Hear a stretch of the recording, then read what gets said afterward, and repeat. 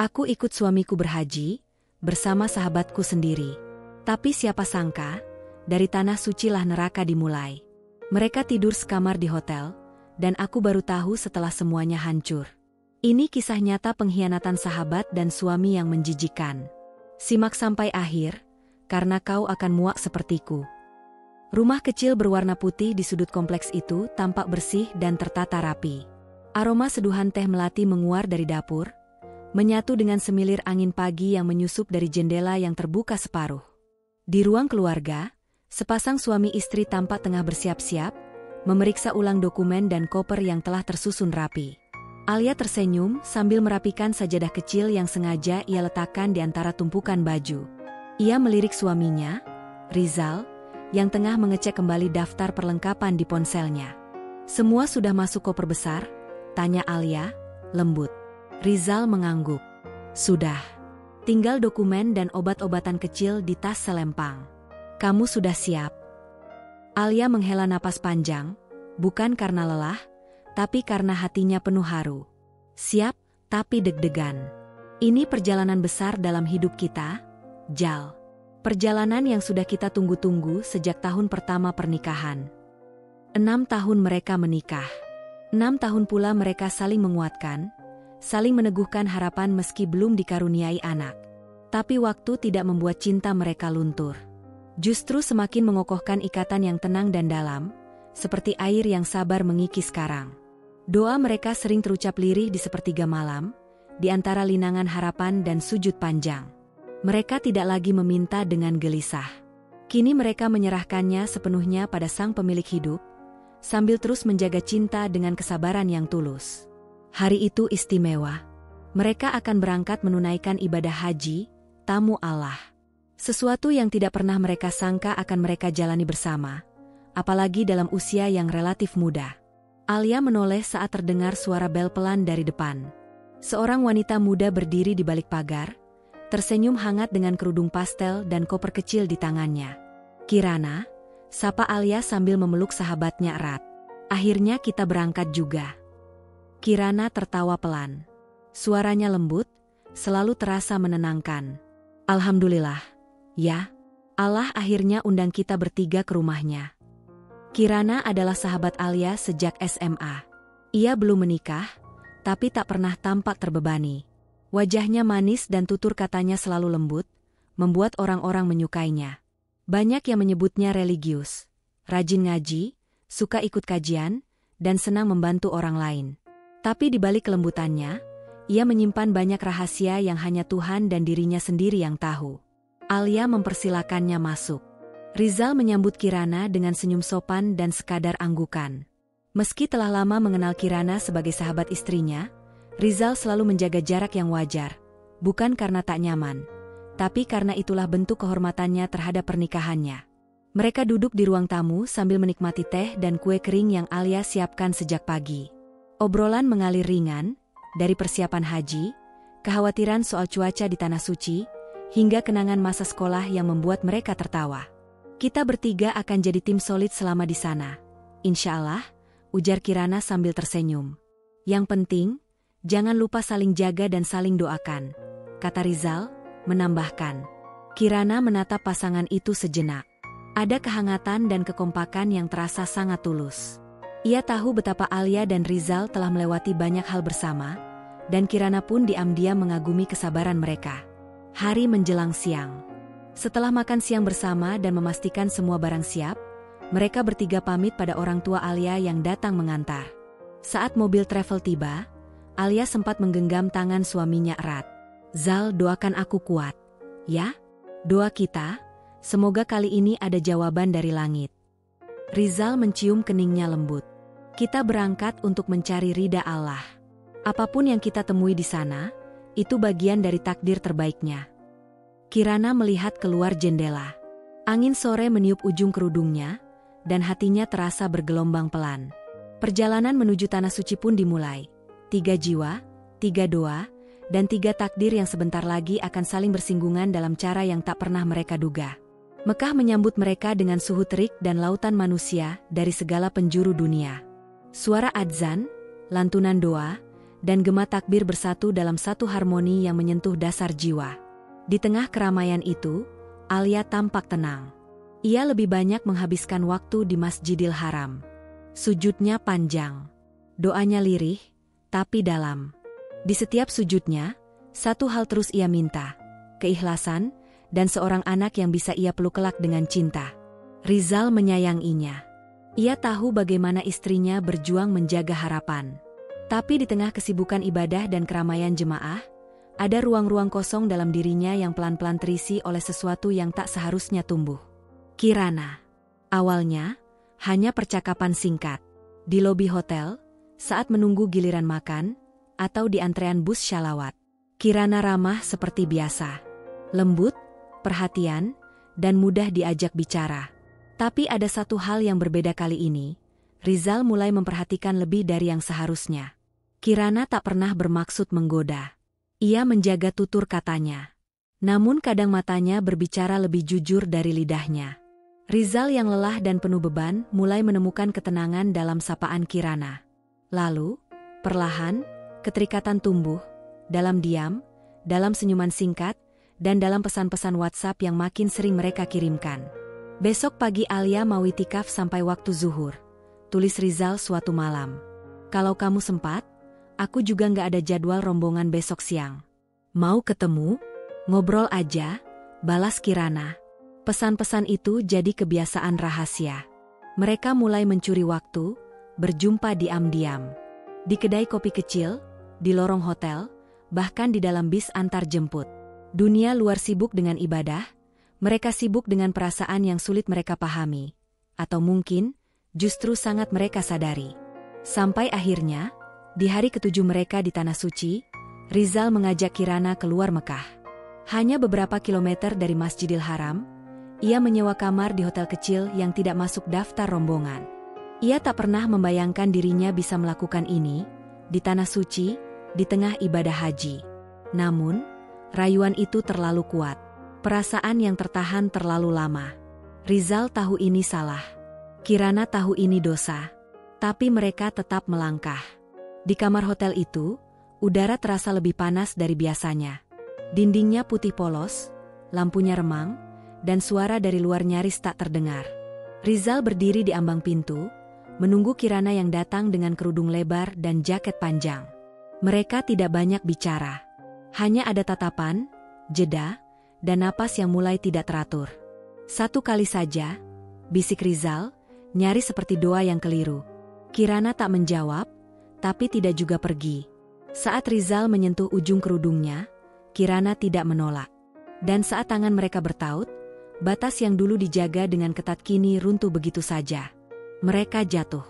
Dalam sunyi. Dalam dosa. Dalam perasaan yang mencampur antara nikmat, penyesalan, dan keterikatan yang membingungkan. Setelahnya, tak ada kata. Kirana menangis dalam diam. Rizal duduk menunduk, menggenggam rambutnya sendiri dengan wajah gelap. Udara kamar itu berubah menjadi kubah rasa bersalah yang menyesakkan. Alia, Rizal menyebut nama itu, pelan, seperti ditusuk dari dalam. Kirana hanya bisa menutup wajahnya. Aku juga nggak tahu kenapa.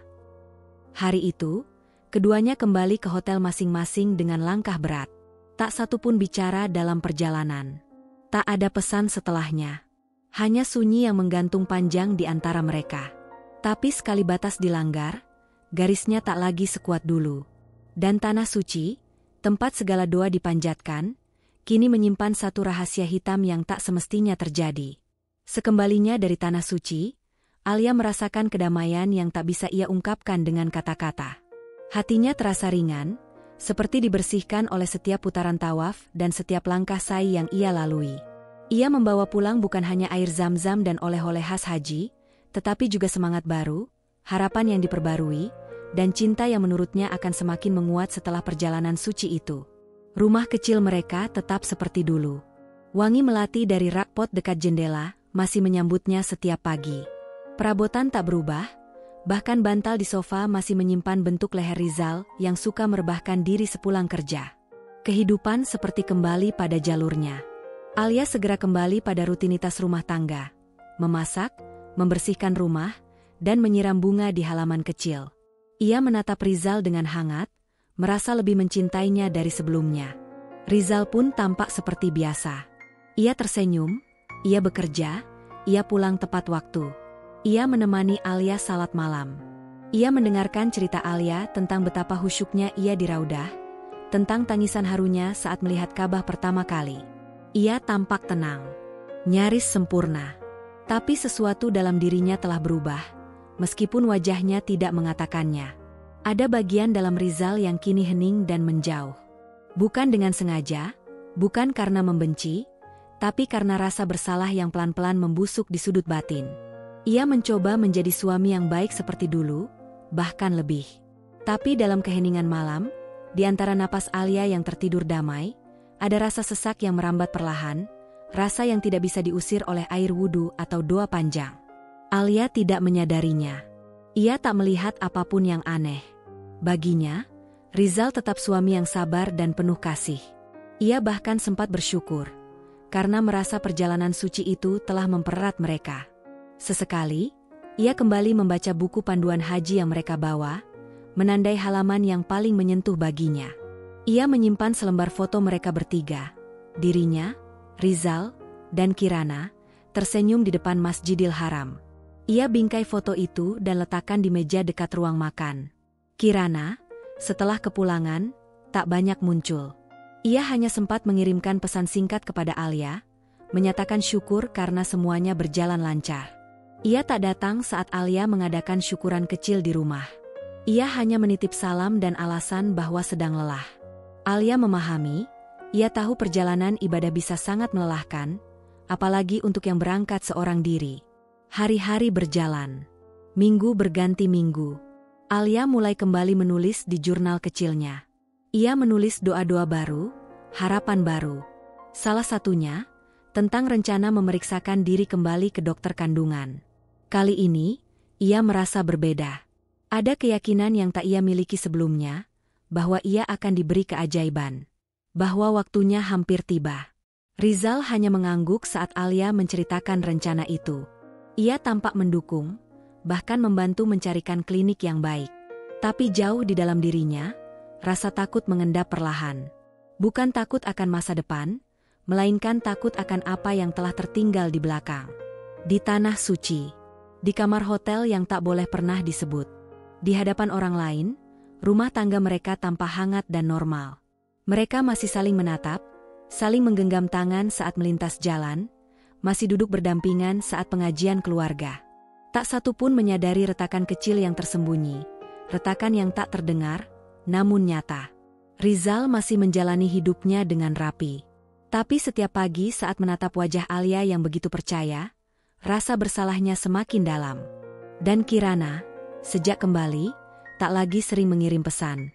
Seolah-olah, apa yang terjadi di Mekah dikubur bersama pasir dan waktu. Alia tetap tidak menyadari apapun. Ia hanya merasa hidupnya mulai kembali indah. Ia merasa bahwa doanya telah dijawab. Suaminya lebih perhatian, rumah tangganya tenang, dan hatinya semakin berserah pada takdir. Namun, di balik semua itu, ada rahasia yang perlahan menunggu waktu untuk tumbuh atau meledak. Sejak kepulangan mereka dari Tanah Suci, kehidupan Alia berjalan seperti alunan musik yang tenang. Hari-harinya diisi dengan rutinitas rumah tangga yang menyejukkan hati. Menyiapkan sarapan, membersihkan rumah, dan sesekali mengikuti majelis taklim di mushola dekat rumah. Rizal kembali ke aktivitas kantornya, dan malam-malam mereka tetap diisi dengan ibadah bersama, atau sekadar menonton televisi sambil menikmati teh hangat. Namun, sejak pertengahan bulan kedua, ada sesuatu yang berubah. Bukan besar, bukan mencolok, tapi cukup terasa bagi seorang istri yang peka. Kirana mulai sering berkunjung. Awalnya hanya sesekali. Ia datang sore hari, membawa oleh-oleh kecil atau makanan ringan, lalu duduk bersama Alia di teras rumah sambil bercerita ringan. Tapi kemudian, kunjungannya menjadi lebih sering. Seminggu 2 kali, lalu 3 kali. Kirana selalu tampak manis, santun, dan hangat. Ia duduk dengan rapi, berbicara lembut, dan sesekali tertawa kecil saat mengenang masa-masa sekolah bersama Alia. Alia tak pernah keberatan. Bahkan ia senang bisa kembali dekat dengan sahabat lamanya setelah bertahun-tahun hanya berbagi cerita lewat layar ponsel. Tapi kemudian, ia mulai memperhatikan sesuatu yang membuat pikirannya berkabut perlahan. Setiap kali Kirana mengabari bahwa ia akan datang, Rizal berubah. Rizal yang biasanya pulang kantor dengan wajah letih dan langsung berganti pakaian rumah, kini justru masuk kamar mandi dengan langkah ringan. Ia mandi, bercukur, menyisir rambut dengan rapi. Ia bahkan mulai mengenakan pakaian terbaiknya, kemeja lengan panjang bersih, celana yang sudah disetrika dengan licin. Lalu, aroma parfum yang sudah lama tak digunakan kembali memenuhi udara di lorong kamar. Alia awalnya berpikir positif. Mungkin suaminya ingin tetap tampil rapi dan wangi di rumah, mungkin efek dari perjalanan haji yang membawa semangat baru. Tapi kenapa hanya setiap kali Kirana akan datang? Pada kunjungan Kirana yang keempat, Alia menyadari bahwa Rizal mulai ikut duduk lebih lama di ruang tamu. Ia yang biasanya memilih masuk ke kamar atau membaca koran di teras belakang, kini ikut dalam obrolan ringan mereka. Ia menyela percakapan, melempar candaan kecil yang membuat Kirana tertawa. Senyuman itu terlalu hangat, terlalu sering. Alia menatap dari sudut mata. Ia mencatat dalam diam. Ketika Kirana pergi, Rizal masih tampak antusias. Ia duduk lebih tegak, matanya terang, bahkan terkadang bersenandung kecil saat mengambil air minum ke dapur. Aura lelahnya menghilang entah kemana. Malam harinya, Alia duduk di kamar, menyisir rambutnya sambil menatap bayangannya sendiri di cermin. Ia memikirkan semuanya, wajah Rizal, geraknya, tatapan matanya pada Kirana. Lalu aroma parfum yang masih tertinggal di bantal. Benarkah ia hanya terlalu sensitif? Apakah ini hanya bisikan setan yang mencoba merusak rumah tangganya? Alia kembali ke ruang tamu keesokan harinya, berusaha menciptakan suasana baru. Ia menyiapkan camilan kesukaan Rizal, membuat teh hangat dengan potongan jahe, dan mengenakan daster terbaiknya, yang dulu dipakai saat mereka merayakan ulang tahun pernikahan. Namun saat malam menjelang dan Rizal pulang, ekspresinya datar. Ia menyapa seperti biasa, duduk sejenak, lalu masuk ke kamar tanpa menoleh terlalu lama ke arah Alia. Tak ada pujian, tak ada perhatian yang berbeda. Dan keesokan harinya, saat Kirana kembali mengirim pesan ingin datang sore hari, Rizal tiba-tiba tampak hidup lagi. Hari-hari berikutnya, situasi itu terus terulang. Alia mulai menyadari bahwa setiap kehadiran Kirana seperti menyulut api di mata suaminya. Sebaliknya, saat hanya berdua di rumah, Rizal tampak kembali pada keheningan dan kebiasaan lamanya. Alia mencatat hal-hal kecil dalam hati. Bagaimana Kirana duduk sedikit lebih dekat ke arah Rizal saat bercakap. Bagaimana Rizal tak lagi menghindari tatapan Kirana. Bagaimana Kirana tertawa terlalu sering atas candaan yang bahkan bagi Alia tidak terlalu lucu. Namun ia tetap menahan hati. Ia mencoba memupuk prasangka baik. Ia percaya pada sahabatnya, pada suaminya, pada janji dan doa yang mereka ikrarkan di depan Ka'bah. Tapi malam-malam Alia mulai berubah. Ia sering terbangun, hanya untuk menatap punggung Rizal yang tidur membelakanginya. Ia merasa jauh meski tubuh mereka hanya dipisahkan oleh sehelai selimut. Ketika ia mencium aroma parfum yang menempel pada baju Rizal, hatinya berdesir aneh. Parfum itu tak lagi terasa memikat.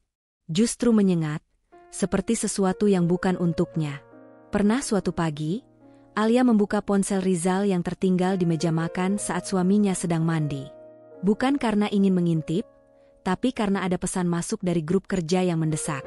Namun saat membuka layar, matanya secara tak sengaja melihat nama yang membuat jantungnya berdegup keras. Kirana. Ia tak membuka pesan itu. Ia menutup ponsel dengan tangan yang gemetar dan membiarkannya seperti semula. Ia tak ingin melanggar kepercayaan, tapi rasa itu sudah terlanjur muncul. Rasa takut akan kehilangan, rasa ditinggalkan diam-diam, rasa dikhianati dalam balutan keheningan. Alia kemudian lebih sering berdoa. Di atas sajadah, ia mengadu dalam sunyi. Ia tak minta dibukakan rahasia, tapi minta dikuatkan jika suatu saat harus menghadapi sesuatu yang menyakitkan. Dan pada suatu sore, saat Kirana kembali datang dan Rizal duduk di seberang meja sambil menyeduh kopi untuk tamunya, Alia hanya menatap mereka berdua dari dapur. Bukan dengan cemburu, tapi dengan mata yang mulai memahami sesuatu yang tak pernah ia bayangkan sebelumnya. Rumah itu masih hangat. Tapi kehangatannya bukan lagi milik mereka berdua. Hari itu, mentari pagi menyelinap hangat ke sela tirai rumah Alia, membasuh ruang tamu dengan cahaya lembut. Alia tengah menyetrika baju Rizal yang akan dibawa untuk perjalanan dinas. Pagi itu terasa biasa, seperti pagi lainnya, kecuali satu hal, Rizal akan pergi selama 3 hari ke Bandung, katanya untuk menghadiri rapat besar antar cabang kantornya. Alia mencoba tersenyum, walau dalam dadanya ada riak kecil yang tak bisa ia kendalikan. Bukan karena perpisahan sementara itu, melainkan karena perasaan aneh yang belum bisa ia rangkai dengan kata. Rizal tampak lebih rapi dari biasanya. Bahkan setelah mandi, ia kembali bercermin, menyemprotkan parfum kesukaannya, yang sejak haji dulu, hanya digunakan di momen-momen tertentu. Ia menyusun dokumen dan laptop ke dalam ranselnya, menatapnya sejenak, lalu memberitahu bahwa keberangkatannya dipercepat. Ia akan naik kereta siang ini. Alia mengangguk pelan, menyembunyikan keresahan di balik senyumnya. Sejak kejadian-kejadian kecil yang mulai terasa ganjil, pikirannya tak bisa benar-benar damai. Ia mencoba menahan diri, mencoba tetap percaya, tapi setiap kali Rizal mengenakan parfum itu, rasa was-was itu kembali mengendap. Setelah Rizal pergi, rumah terasa jauh lebih sepi dari biasanya. Suasana yang biasanya tenang kini seperti sunyi yang menggantung. Ia mencoba mengalihkan diri dengan bersih-bersih rumah, membuka jendela, menyiram tanaman. Tapi semuanya terasa kosong. Ia berjalan ke dapur, duduk sejenak, lalu membuka ponselnya. Ia mengetik pesan untuk Kirana. "Kir, Rizal ke Bandung 3 hari. Aku takut sendiri di rumah. Bisa temani malam ini?" Pesan itu terkirim. Beberapa menit kemudian, centang 2. Tapi belum terbaca. Alia meletakkan ponsel dan mencoba membaca buku. Namun matanya hanya berlari-lari tanpa menangkap arti. Ia menunggu. Sekitar 1 jam kemudian, balasan datang. "Maaf ya Li, aku juga ada kerjaan di Bandung minggu ini. Mungkin sampai Sabtu baru balik. Hati-hati di rumah ya. Insya Allah nggak apa-apa." Alia membaca pesan itu berulang kali. Jantungnya terasa seperti ditarik pelan-pelan. Ia mencoba meyakinkan diri bahwa ini kebetulan. Tapi kenapa harus di waktu yang sama? Rizal ke Bandung. Kirana juga ke Bandung. Kepalanya mendadak dipenuhi pertanyaan-pertanyaan yang selama ini ia tolak. Ia mencoba berdiri, melangkah ke kamar, lalu membuka lemari dan menarik baju-baju yang sudah ia setrika untuk Rizal. Ia memperhatikan kemeja biru yang paling disukai suaminya, lalu menyentuh dasi yang hanya dipakai jika ada presentasi besar. Pikirannya melayang. Alia tak ingin menjadi istri yang curiga tanpa alasan. Tapi selama ini ia selalu percaya. Ia percaya pada Rizal, dan lebih dari itu, ia percaya pada Kirana. Seorang sahabat yang telah ia kenal lebih dari separuh hidupnya. Tapi keyakinan itu mulai tergoyahkan oleh tumpukan kebetulan yang terlalu rapi. Ketika malam tiba, Alia duduk di ruang keluarga, membiarkan lampu temaram tetap menyala. Ia menatap televisi yang menyala, tapi tak benar-benar ia tonton. Kepalanya terus dihantui oleh 2 nama, Rizal dan Kirana. Keduanya berada di kota yang sama, pada waktu yang sama, dan entah mengapa, hatinya mulai merasa ada yang tak beres. Ia membuka ponsel lagi. Ingin menghubungi Rizal, menanyakan apakah ia sudah sampai hotel. Tapi ia urungkan. Ia tak ingin terdengar mencurigai. Ia hanya mengirim pesan singkat. "Hati-hati di jalan, semoga urusan kerjaan lancar ya." Lalu ia menutup ponsel itu dan memejamkan mata. Tapi tidur tak benar-benar datang malam itu. Ia hanya berbaring, memeluk guling, sesekali menoleh ke sisi ranjang yang kosong. Tempat tidur itu terasa luas sekali. Dan dingin.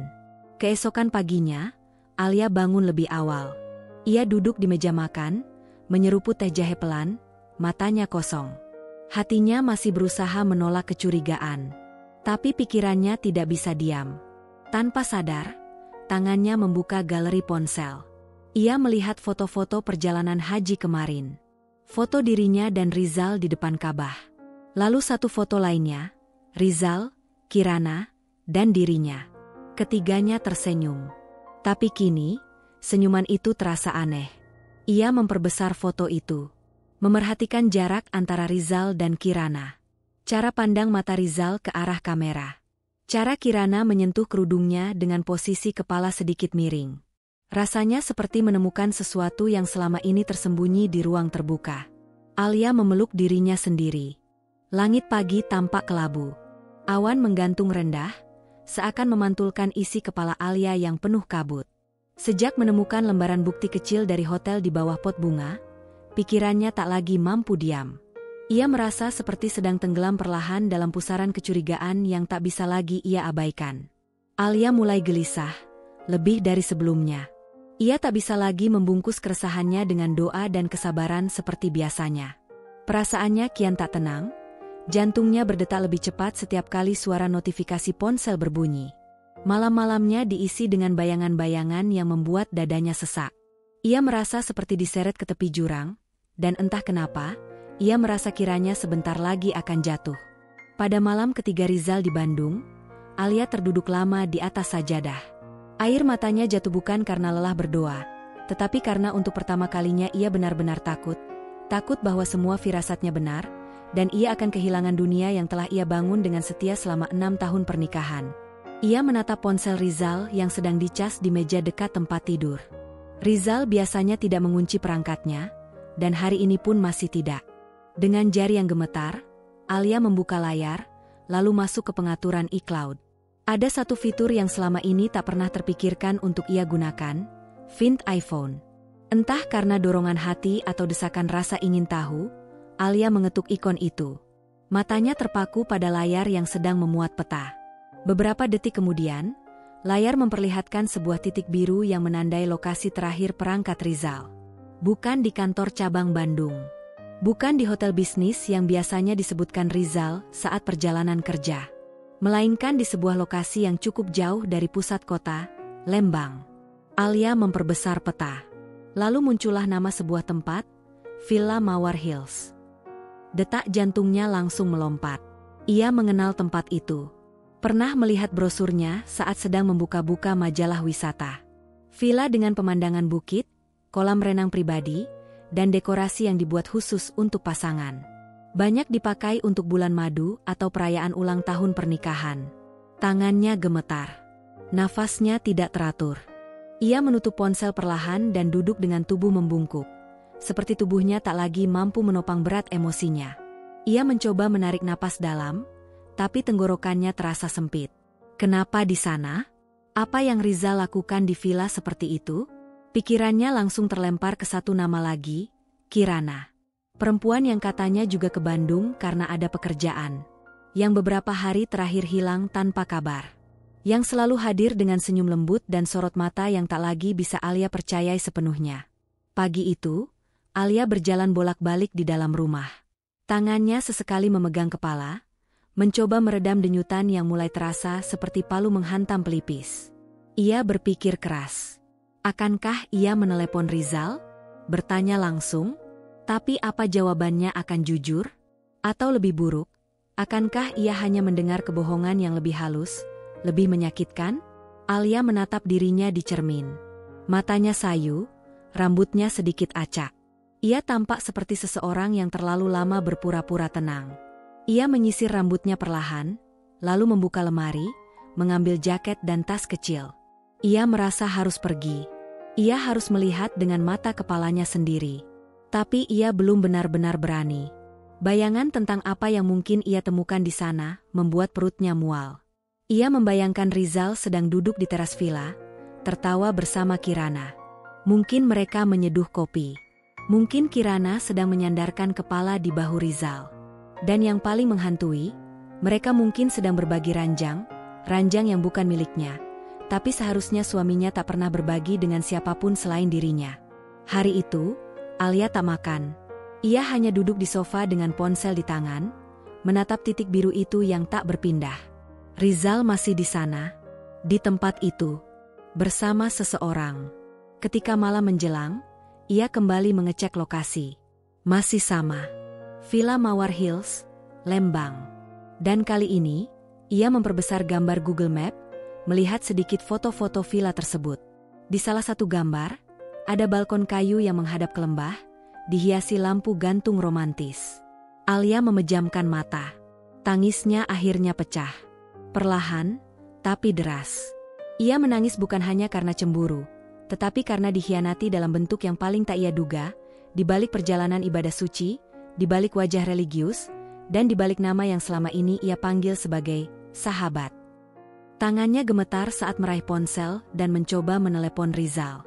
Tapi jari-jarinya berhenti di angka terakhir. Ia tak sanggup. Apa yang akan ia katakan? Dan jika Rizal menjawab dengan suara biasa-biasa saja, akankah itu membuatnya merasa lebih baik? Atau justru semakin dihancurkan? Malam itu, ia hanya bisa menangis. Ia mengurung diri di kamar, membiarkan tirai tetap tertutup.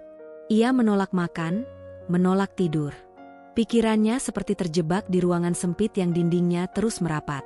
Satu suara bergema berulang kali di kepalanya. Apa yang sebenarnya terjadi di Lembang? Dan lebih dari itu, siapa sebenarnya Kirana yang selama ini ia percaya sepenuh hati? Pagi itu langit Jakarta mendung, seolah menyalin isi hati Alia yang penuh badai. Ia berdiri di depan cermin, memandangi dirinya yang tampak asing. Lingkar hitam mulai menghiasi matanya. Pundaknya terasa berat, seolah semua beban yang selama ini ia sangkal kini menyeruak ke permukaan tanpa bisa ditahan lagi. Ponsel di tangannya masih menampilkan lokasi yang sama. Titik biru itu tak bergeser sejak kemarin. Villa Mawar Hills, Lembang. Ia tidak ingin percaya, tapi kenyataan itu terlalu nyata untuk diabaikan. Rizal berada di sana. Dan Kirana, hampir pasti bersama suaminya. Tak ada lagi ruang untuk menunggu. Alia tahu ia tidak akan tenang sebelum melihat semuanya dengan mata kepalanya sendiri. Ia berkemas cepat. Beberapa potong baju masuk ke tas kecil. Wajahnya datar saat melangkah keluar rumah. Tak ada tangis, hanya dada yang terasa seperti diremas dari dalam. Perjalanan ke Lembang ditempuh dalam diam. Mobil travel melaju pelan, menembus kabut tipis di perbukitan. Sepanjang perjalanan, Alia tak bicara sepatah kata pun. Ia hanya menatap keluar jendela, menyaksikan pepohonan berlari mundur. Kepalanya sibuk dengan kemungkinan-kemungkinan. Tapi apapun yang akan ia temukan, ia tahu satu hal, hatinya mungkin tidak akan lagi sama. Sore menjelang saat mobil berhenti di depan sebuah bangunan berpagar kayu coklat tua. Sebuah papan kecil bertuliskan Villa Mawar Hills tergantung dengan tenang, seolah tak sadar bahwa kedatangannya akan mengguncang isi tempat itu. Udara Lembang terasa sejuk, tapi keringat dingin justru mengalir di tengkuk Alia. Ia melangkah masuk resepsionis dengan langkah tak pasti. "Selamat sore, ada yang bisa dibantu?" tanya resepsionis, seorang wanita muda berkerudung krem yang tersenyum ramah. Alia mencoba tersenyum kembali, meski rahangnya menegang. "Maaf, saya sedang mencari seseorang." "Atas nama Rizal?" "Rizal Fadli." Wanita itu mengetik beberapa saat di komputernya, lalu mengangguk. "Iya, ada.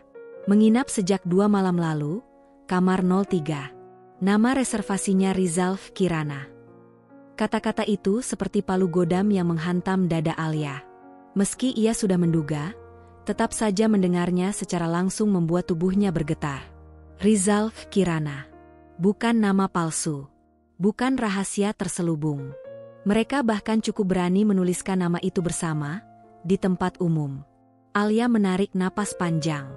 Ia mengangguk kecil, lalu berjalan menyusuri koridor batu alam yang mengarah ke kamar nomor 3. Sepanjang jalan, pikirannya bergemuruh. Langkahnya berat, tapi penuh tekad. Setiap detik terasa lambat, setiap desir angin menampar wajahnya seperti teguran semesta. Saat tiba di depan kamar, ia berdiri mematung sejenak.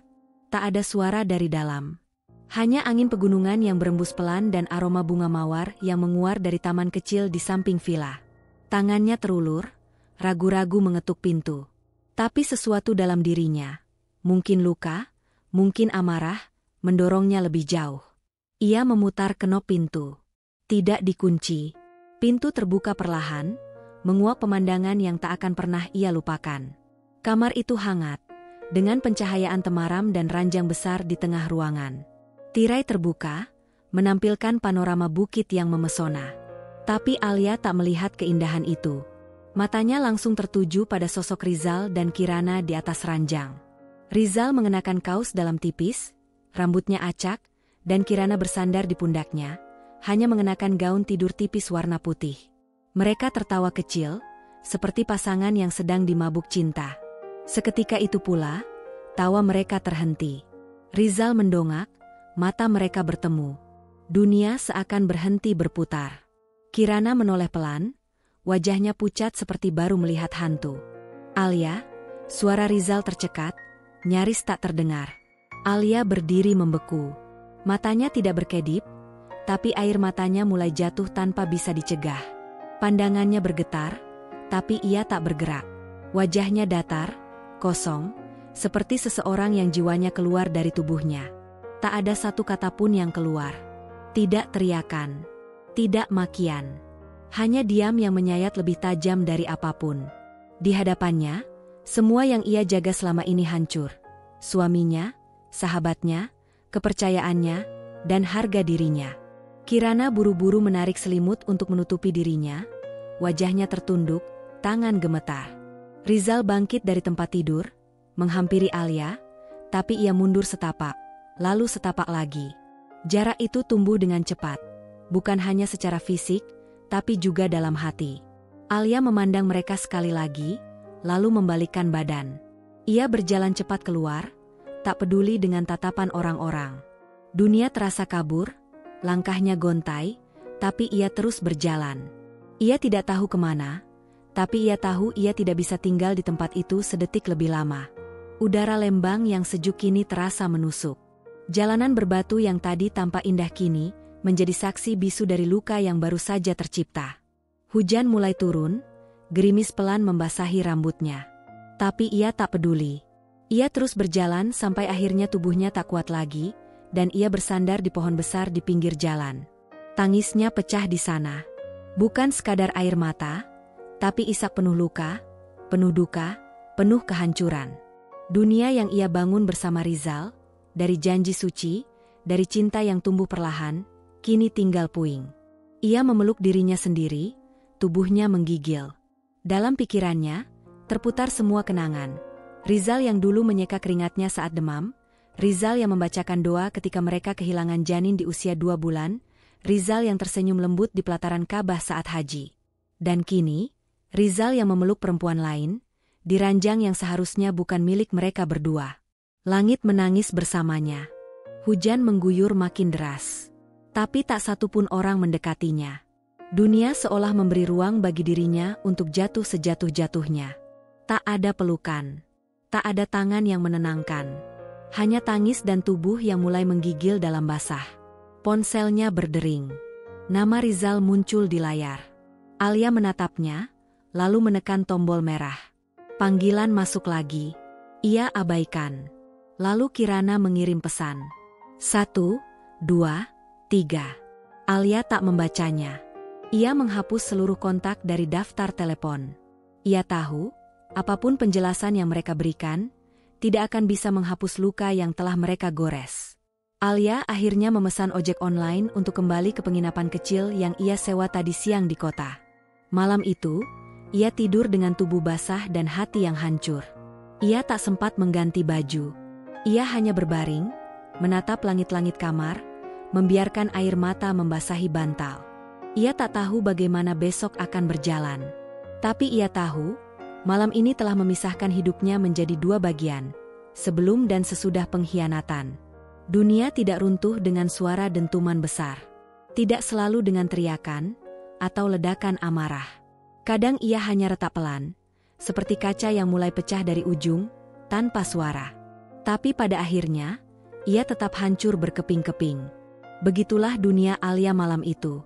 Setelah ia masuk kembali ke villa, tanpa kata, tanpa ekspresi, ia melangkah mendekati keduanya. Suasana di kamar sunyi, hanya terdengar napas gugup Kirana dan Rizal yang tak berani bergerak. Lalu dengan tangan gemetar namun penuh tekad, Alia mengangkat tangannya dan menampar wajah Kirana, keras, tajam, penuh luka. Kirana terhuyung, memegang pipinya yang memerah. Ia tak berkata apapun. Alia beralih pada Rizal. Satu tamparan mendarat di wajah suaminya. Rizal mengangkat tangan, bukan untuk membalas, tapi untuk memohon ampun. Namun Alia tidak memberi waktu. Ia menatap mereka berdua, dengan mata penuh air mata yang tak lagi mengalir. Wajahnya datar, beku, seperti sudah tak punya sisa emosi lagi. Lalu ia membalikkan badan dan berjalan pergi tanpa berkata sepatah pun. Ia tidak menoleh ke belakang. Tidak ada perpisahan. Tidak ada penjelasan. Tidak ada permintaan maaf yang cukup untuk membendung lautan luka yang menggerus jiwanya malam itu. Jakarta, beberapa hari kemudian. Alia pulang ke rumah dalam diam. Rumah yang dulu hangat kini terasa seperti museum kenangan yang membusuk. Ia duduk di ranjang, memandangi bantal yang masih memiliki bau Rizal. Ia mual. Ia mengambil semua pakaian Rizal dari lemari, memasukkannya ke dalam kantong sampah besar hitam, satu persatu. Tangannya gemetar, dan tiap helai pakaian seperti mencabik hatinya. Ia tidak menangis. Tidak lagi. Tangisnya sudah kering sejak malam di Lembang itu. Yang tersisa kini hanyalah kehampaan. Sunyi yang menelan seluruh pikirannya. Hari-hari berikutnya, Alia lebih banyak mengurung diri. Ia tak menyentuh makanan. Tak bicara dengan siapapun. Telepon dari ibunya, dari teman kantor, semua diabaikan. Bahkan sinar matahari pun tak bisa menembus tirai yang ia rapatkan setiap pagi. Ia hanya duduk, diam, menatap tembok. Wajahnya pucat, bibirnya kering, matanya kosong. Jiwanya seakan tertinggal di villa itu, bersama kepingan dirinya yang telah dikhianati. Tiap malam, ia mendengar kembali suara Kirana tertawa. Ia membayangkan Rizal menyentuh perempuan itu dengan tangan yang dulu menuntunnya tawaf di Masjidil Haram. Ia merasa kotor, jijik, dan sendirian. Tak jarang, pikirannya mulai terjerumus pada bayangan kelam. Untuk apa aku hidup? Siapa yang masih bisa kupercaya? Untuk apa semua doa dan air mata selama ini, jika balasannya adalah ini? Ia menatap foto pernikahannya yang tergantung di dinding kamar. Ia berdiri, mengambilnya, lalu membantingnya ke lantai. Kaca pecah. Tapi itu tak cukup. Ia injak fotonya. Ia sobek wajahnya sendiri di sana. Ia terisak seperti anak kecil yang kehilangan arah. Namun di tengah reruntuhan itulah, suatu malam, ia mengambil napas panjang dan membuka laptop. Ia mulai menyusun bukti. Semua percakapan yang sempat ia curi dari ponsel Rizal. Screenshot lokasi Find iPhone. Foto dari resepsionis. Semua ia kumpulkan dalam satu folder bernama Pengkhianatan. Tangannya masih gemetar, tapi pikirannya mulai jernih dengan satu tujuan. Alia yang dulu mungkin lemah. Tapi Alia hari ini tidak akan diam. Ia menghubungi pengacara. Proses perceraian berjalan cepat. Tidak ada perlawanan dari Rizal. Mungkin karena rasa bersalah. Mungkin karena ia tahu tak ada kata maaf yang bisa memperbaiki segalanya.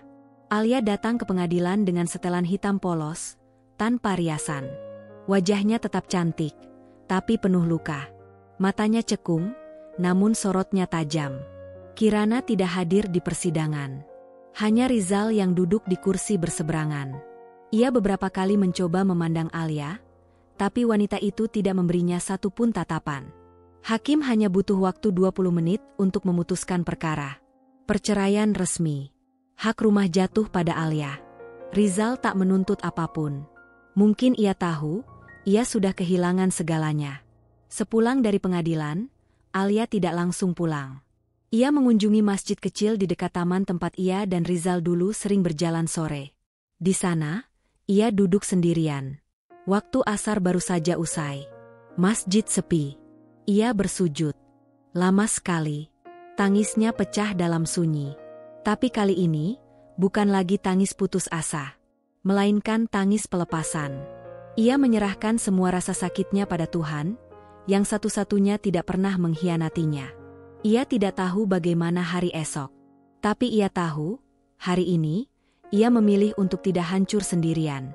Malamnya, untuk pertama kali dalam seminggu, Alia makan dengan tenang. Ia menyeduh teh hangat. Duduk di balkon rumahnya. Menatap langit malam yang jernih. Tak ada bulan.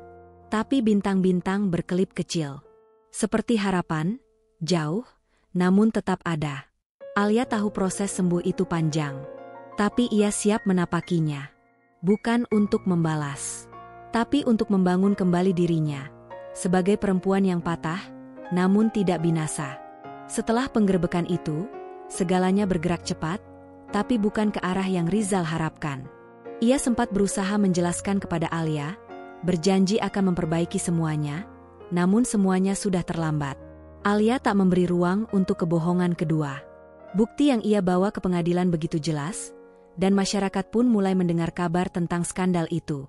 Setelah perceraian resmi diumumkan, Rizal mencoba membangun ulang hidupnya dengan Kirana. Ia menganggap bahwa mungkin ini adalah cara takdir menunjukkan bahwa Kirana memang jodohnya. Maka tanpa banyak pertimbangan dan dalam tekanan emosi, Rizal segera menikahi Kirana secara diam-diam. Namun dunia yang ia bayangkan penuh kenikmatan dan cinta itu tak pernah benar-benar datang. Keluarga Rizal menolak hadir dalam akad nikah. Ibunya, yang sangat menyayangi Alia, bahkan menangis histeris ketika mendengar kabar Rizal menikahi sahabat sang mantan istri. Ayahnya hanya berkata pelan namun tajam, "Kau bukan anak kami lagi." Rizal pikir waktu akan melunakkan mereka. Ia salah. Hari-hari berlalu dan tak satu pun dari keluarganya menghubungi. Nomornya diblokir. Rumah orang tuanya tak lagi membuka pintu untuknya. Bahkan adik kandungnya pun memilih untuk tidak mencampuri urusan aib keluarga. Sementara itu, berita soal perselingkuhan Rizal dan Kirana perlahan menyebar. Mulanya hanya desas-desus. Tapi dalam dunia bisnis, reputasi adalah segalanya. Beberapa investor mulai menarik diri secara diam-diam. Mitra kerja yang dulu akrab mulai sulit dihubungi. Kontrak-kontrak mulai batal tanpa penjelasan. Perusahaan kecil milik Rizal, yang dulu ia bangun dengan keringat dan kerja keras, mulai goyah. Rizal mencoba bertahan. Ia gunakan tabungan yang tersisa. Ia bahkan menjual satu mobilnya. Tapi pengeluaran terus membengkak. Kirana terbiasa dengan gaya hidup nyaman. Ia bukan perempuan boros, tapi juga bukan perempuan yang terbiasa hidup susah. Dan lebih dari itu, rasa bersalah dan tekanan hidup mulai menggerus ketenangan batin mereka berdua. Pernikahan yang diawali dengan nafsu perlahan menjadi ladang saling menyalahkan. Kirana merasa disudutkan. Ia kehilangan reputasi, teman, bahkan pekerjaannya sebagai tenaga konsultan lepas karena klien enggan bekerja sama dengannya setelah tahu statusnya sebagai istri kedua hasil selingkuh. Sementara Rizal makin hari makin kehilangan pegangan.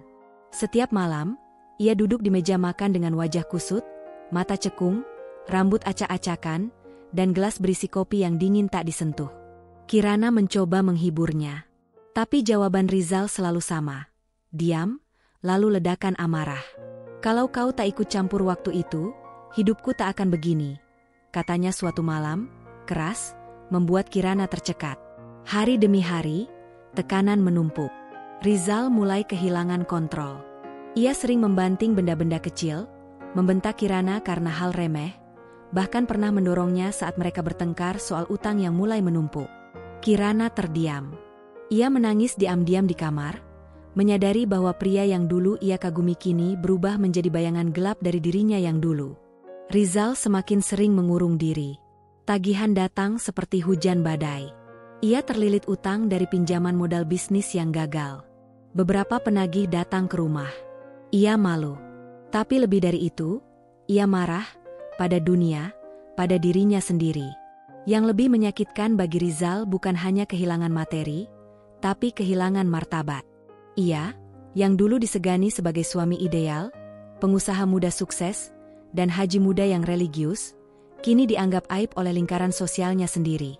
Ia tak lagi ke masjid, tak lagi aktif dalam komunitas sosial.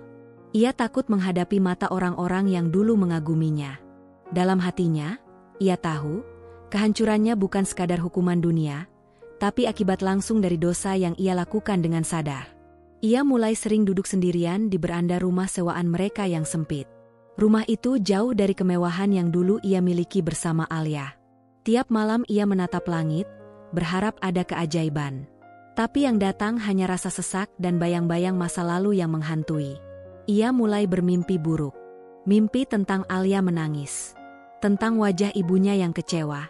Tentang dirinya sendiri, berdiri di tengah api, terbakar perlahan oleh rasa bersalah yang tak bisa ia basuh.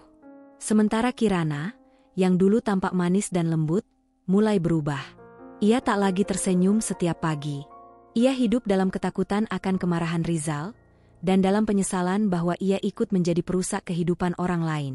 Pernah, suatu malam, ia duduk termenung di pojok kamar sambil berdoa dengan air mata mengalir. Ya Allah, jika ini balasan dari semua dosaku, aku terima. Tapi kuatkan aku.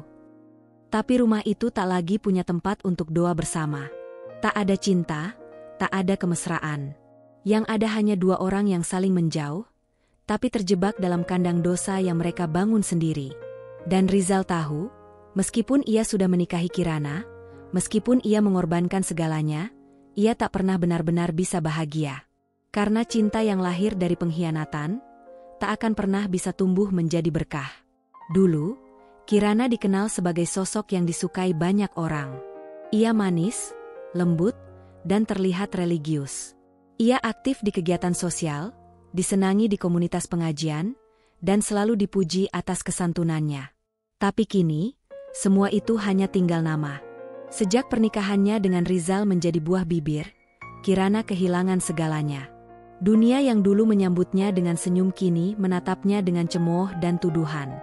Ia disebut perebut suami sahabat sendiri, penghancur rumah tangga. Wajahnya terpampang dalam bisik-bisik tetangga, grup WhatsApp majelis, bahkan diam-diam jadi bahan sindiran di media sosial oleh rekan-rekan yang dulu memujanya. Ia mencoba tetap menjalani hidup seperti biasa. Muncul di pengajian, bertamu ke keluarga jauh, tapi pintu-pintu mulai tertutup perlahan. Senyum orang-orang terasa palsu. Obrolan cepat berubah topik saat ia datang. Ia menjadi tamu yang tidak diinginkan dimanapun. Yang paling menghancurkan adalah ketika keluarganya sendiri menjauh.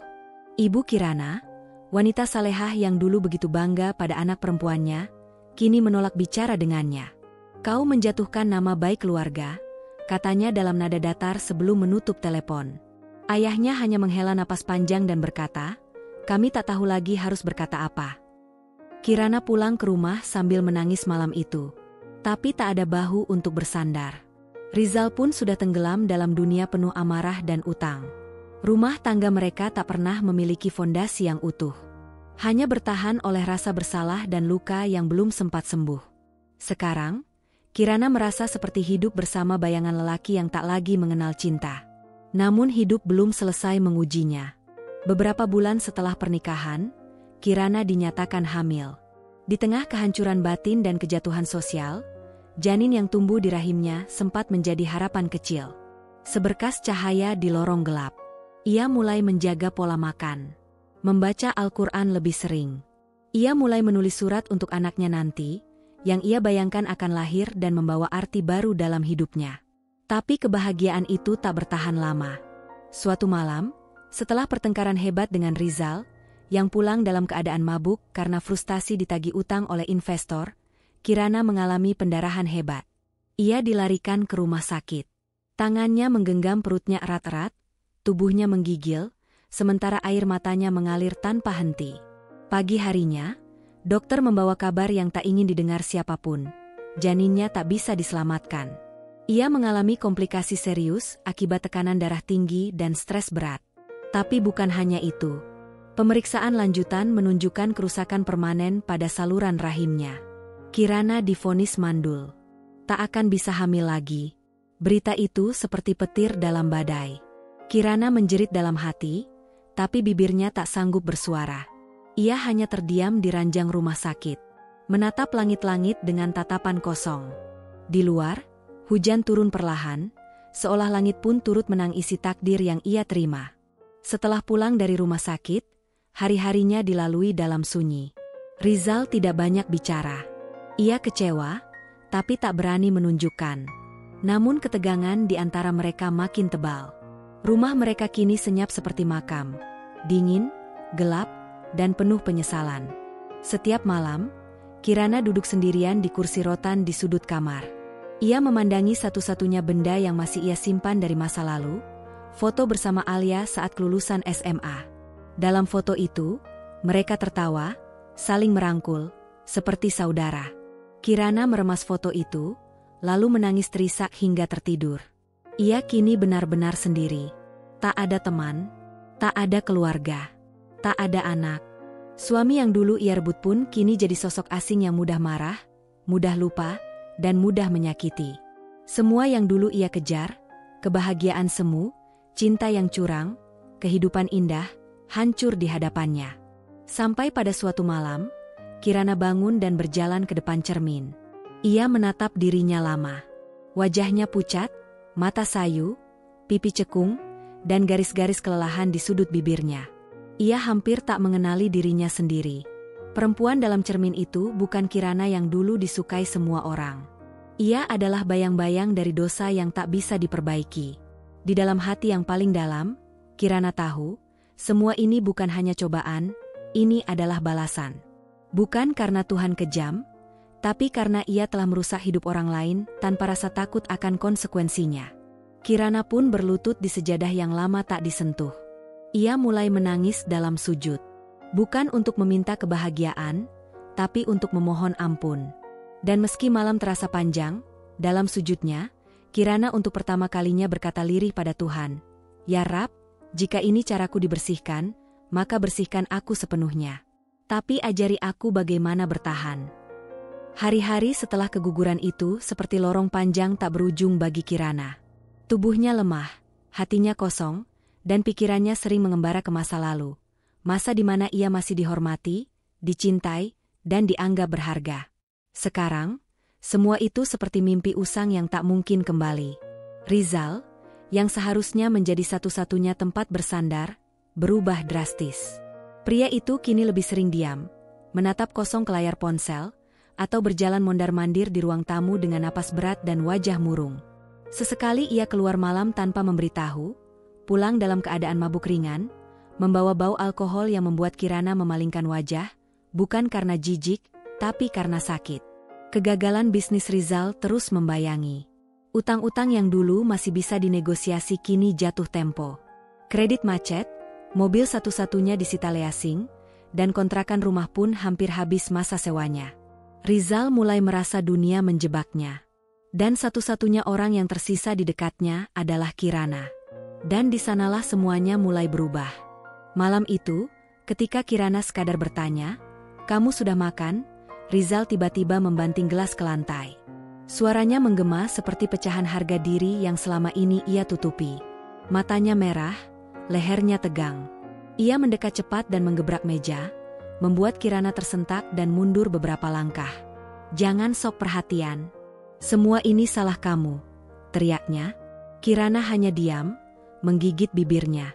Tapi Rizal tak berhenti. Ia mendekat, mendorong bahu Kirana keras. "Kalau bukan karena kamu, aku nggak akan jadi begini." Sejak malam itu, kekerasan mulai menjadi rutinitas. Awalnya hanya verbal, bentakan, caci maki, tuduhan-tuduhan kejam yang menusuk ke lubuk hati Kirana. Tapi lama-lama, tangan Rizal mulai ringan. Cubitan di lengan, dorongan ke dinding, rambut yang ditarik saat emosi meledak. Semuanya menjadi luka-luka kecil yang tak bisa dilihat, tapi terasa hingga ke tulang. Kirana tak melawan. Ia hanya menunduk. Setiap malam, ia menahan tangis di kamar mandi, membersihkan memar di lengan dengan air hangat dan sabun, seolah bisa mencuci bersih juga luka dalam jiwanya. Tetangga-tetangga mulai curiga, tapi tak berani bertanya. Mereka tahu siapa Rizal, dan lebih dari itu, mereka tahu siapa Kirana. Bagi banyak orang, ini mungkin dianggap sebagai balasan dari perbuatannya dulu. Dan itu yang paling menyakitkan, ketika penderitaannya dianggap pantas. Pagi hari, Kirana masih mencoba menjalani hidup. Ia memasak, menyapu, menyiapkan kopi untuk Rizal, yang kini jarang menyentuh makanan buatan istrinya. Setiap langkah Kirana seperti hidup dalam penjara tak terlihat. Di balik pintu rumah yang tertutup rapat, ia hanya wanita sunyi yang disalahkan untuk setiap kegagalan dunia.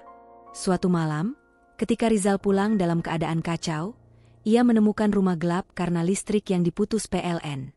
Ia marah besar. Ia tuduh Kirana tidak membayar tagihan, padahal Kirana tak diberi uang sepeser pun dalam sebulan terakhir. Dalam ledakan amarahnya, Rizal mendorong Kirana hingga jatuh membentur sudut meja. Darah mengalir dari pelipisnya. Tapi Kirana hanya memejamkan mata. Tidak menangis. Tidak melawan. Seolah tubuhnya sudah mati rasa. Keesokan harinya, Kirana duduk diam di balkon kecil rumah itu. Kepalanya dibalut kain tipis, wajahnya pucat, dan matanya kosong. Ia menatap langit pagi yang perlahan memerah. Di tangannya, ia menggenggam sebuah mushaf kecil. Satu-satunya benda yang masih memberinya rasa bahwa Tuhan belum sepenuhnya meninggalkannya. Ia membaca ayat-ayat dengan suara lirih. Tapi setiap kata, setiap huruf, seperti menggugah luka yang tak terucap. Dan di sela-sela bacaan itu, air mata jatuh perlahan ke halaman kitab suci. Kirana tahu, ini bukan lagi tentang karma. Ini adalah neraka yang ia izinkan tumbuh. Ia tahu bahwa diamnya selama ini bukan karena lemah, tapi karena rasa bersalah yang menjerat seperti rantai tak kasat mata. Ia merasa pantas menerima semua ini. Namun dalam hening itu, untuk pertama kalinya, muncul bisikan kecil dalam hatinya.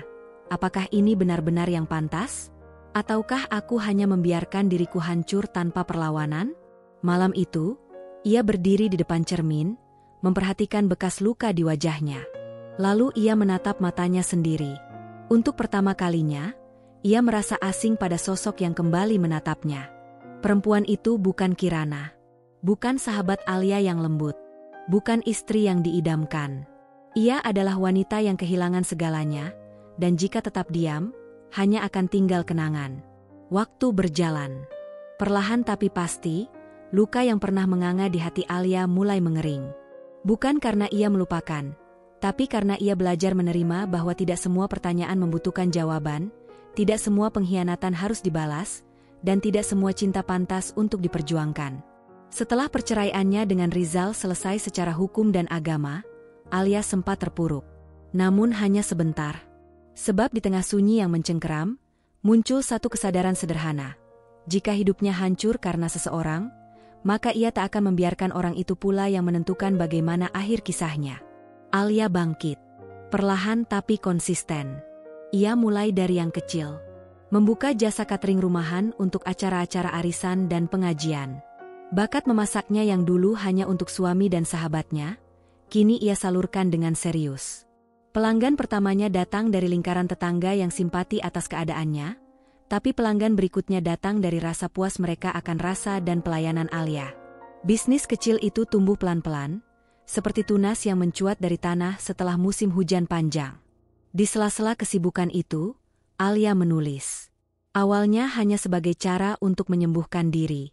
Ia menuliskan setiap rasa sakit, setiap pengkhianatan, dan setiap keping doa yang dulu pernah ia panjatkan di Masjidil Haram.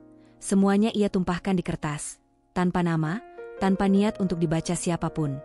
Namun, semakin ia menulis, semakin ia merasa bahwa kisahnya tak seharusnya dikubur diam-diam. Bukan untuk membalas, tapi untuk menjadi pelajaran. Bukan untuk mempermalukan siapapun, tapi untuk menyelamatkan banyak hati yang mungkin pernah patah di tempat suci, atau dibawa oleh orang yang dianggap suci. Dan begitu ia merasa cukup kuat, Alia mengumpulkan tulisan-tulisannya, menyuntingnya, dan menerbitkan sebuah buku. Judulnya sederhana tapi menggigit, Luka dari Tanah Suci. Awalnya, ia menerbitkannya secara mandiri, hanya 100 eksemplar. Tapi dunia punya cara sendiri menyampaikan kebenaran. Buku itu viral. Kisahnya menyentuh banyak hati, terutama perempuan-perempuan yang diam-diam juga pernah merasakan rasa dikhianati, disalahkan, atau ditinggalkan tanpa alasan. Alia tidak hanya menceritakan luka, tapi juga proses penyembuhan. Bagaimana doa yang benar-benar dari hati bisa menguatkan, bagaimana air mata yang jatuh di sajadah bisa menjadi awal langkah bangkit. Media sosial ramai membicarakan bukunya. Undangan wawancara mulai berdatangan, dari podcast hingga televisi nasional. Tapi Alia tetap rendah hati.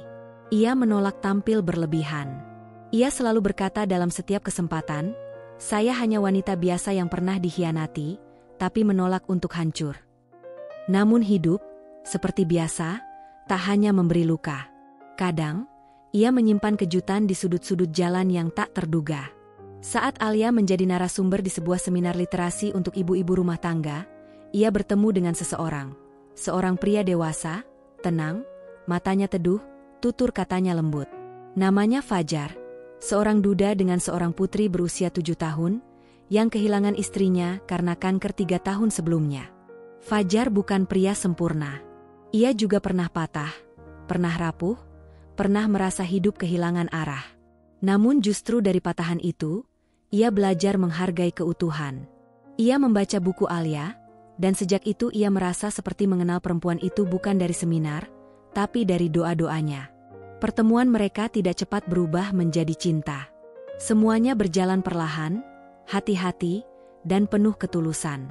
Alia banyak mempertimbangkan, bukan karena trauma, tapi karena kini ia lebih menghargai dirinya sendiri.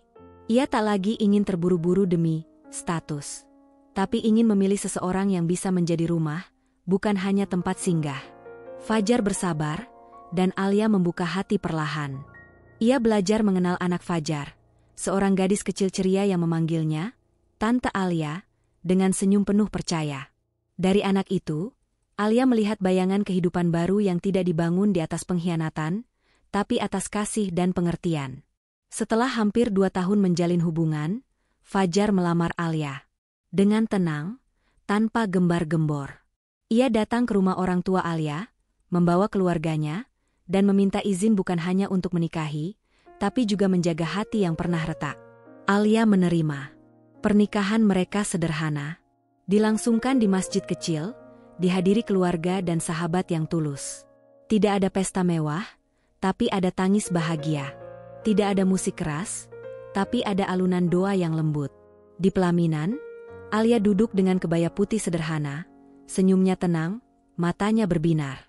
Hari itu, ia tidak hanya menjadi istri Fajar, tapi juga ibu sambung dari anak kecil yang memeluknya dan berkata, "Aku senang punya ibu lagi."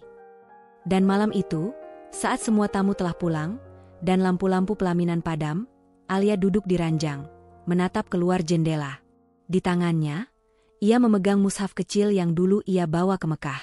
Ia buka halaman yang ditandai sejak bertahun lalu, dan membaca satu ayat pelan-pelan. Sesungguhnya bersama kesulitan ada kemudahan. Quran Surat Al-Insyirah, 6. Alia memejamkan mata, mengambil napas panjang.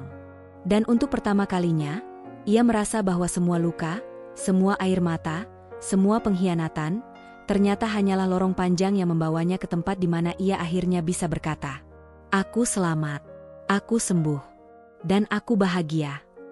Waktu terus melaju. Tahun demi tahun berlalu seperti angin yang tak bisa dicegah atau diulang. Di sebuah gang sempit di pinggiran kota, terdapat sebuah rumah kontrakan kecil dengan tembok lembab dan cat yang mengelupas. Di dalamnya, 2 sosok manusia tinggal, tua sebelum waktunya, wajah mereka lelah, tubuh mereka ringkih, dan hati mereka penuh beban yang tak bisa mereka buang. Rizal dan Kirana. Kehidupan mereka tak ubahnya bayangan masa lalu yang menghitam. Setelah keguguran dan divonis mandul, Kirana jatuh dalam depresi panjang. Ia jarang keluar rumah, jarang bicara, dan sering terduduk lama di sudut kamar sambil menatap jendela yang berdebu. Ia tak lagi peduli pada penampilannya, rambutnya kusut, kulitnya pucat, dan matanya cekung seperti tak tidur berhari-hari. Rizal pun tak jauh berbeda.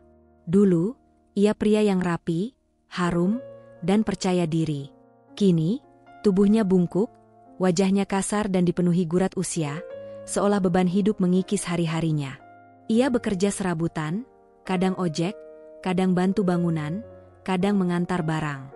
Tak ada lagi gengsi, tak ada lagi wibawa. Hanya amarah yang tersisa, yang sesekali masih ia lemparkan kepada Kirana ketika frustrasi menumpuk. Orang-orang sudah lupa siapa mereka. Yang mengenal pun hanya menggeleng jika nama mereka disebut. Tidak ada simpati, tidak ada empati. Mereka seperti menjadi tokoh dalam kisah yang disumpah untuk dilupakan. Sementara itu, di sisi kota yang berbeda, di sebuah gedung auditorium modern yang terang benderang, seorang perempuan berjalan anggun ke atas panggung, mengenakan gaun sederhana warna krem dan kerudung pastel. Wajahnya bersinar bukan karena riasan, tapi karena ketenangan jiwa dan keyakinan yang tumbuh dari luka yang telah dimaafkan. Alia. Hari itu, ia meluncurkan buku keduanya, Cahaya Setelah Retak. Buku ini melanjutkan kisah dari Luka dari Tanah Suci. Namun bukan lagi tentang sakit, melainkan tentang proses menjadi utuh kembali. Bagaimana seorang perempuan bisa membangun hidup dari puing dan menjadikannya istana baru yang penuh cinta. Di antara para undangan, tampak deretan anak-anak yatim duduk dengan senyum malu-malu. Mereka adalah anak-anak yang Alia bantu lewat yayasan kecil yang ia dirikan bersama suaminya, Fajar. Sebagian dari hasil penjualan bukunya ia alokasikan untuk biaya pendidikan dan kebutuhan anak-anak itu. Baginya, cinta tak perlu berlebih-lebihan, tapi harus sampai pada orang-orang yang membutuhkan. Di belakang panggung, Fajar berdiri membawa buket bunga sederhana. Di sampingnya, putri kecil mereka, anak kandung Fajar yang kini sudah menganggap Alia sebagai ibu sejati, tersenyum bangga, menggenggam tangan Alia erat. Senyum mereka tulus, hangat, tidak penuh sorotan, tidak dibuat-buat. Sebab cinta yang Alia terima kini, datang dari orang-orang yang mencintainya dengan utuh, tanpa syarat, tanpa harapan tersembunyi, tanpa bayang-bayang masa lalu. Alia tidak mencari balas dendam. Ia tidak mempublikasikan kisah Rizal dan Kirana lebih dari yang tertulis di buku pertama.